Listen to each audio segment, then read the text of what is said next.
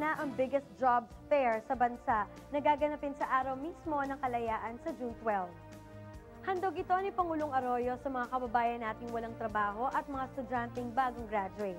Ang 30 million pesos na kadalasang inilalaan sa Parade of Floats ay gagamitin na lamang sa Mega Jobs Fair na target ding bigyan ng livelihood at employment ang 46,000 Filipino displaced workers.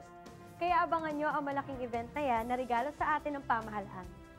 Isa rin sa tinututukan ngayon ni Pangulong Arroyo ang hunger mitigation at food security. Kaugnay nito, binisita niya ang isang palaisdaan sa Misamis Oriental. Panoorin natin to.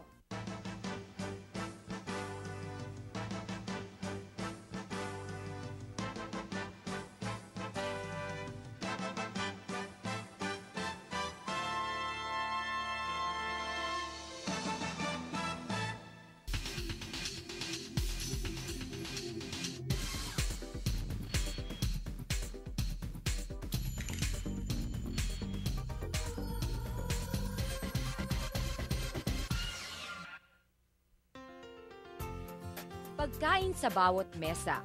Yan ang isa sa mga adhikain ng pamahalaan ni Pangulong Gloria Macapagal Arroyo.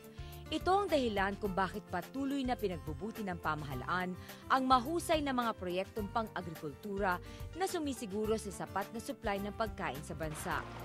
Isa sa mga proyektong ito ang Balingasag Mariculture Park. Itong Mariculture Park is a joint project. It's a joint project with BFAR and LGU. Of course, as you very well knew, BFAR is under DA. So para national government at local government, it started March 2007.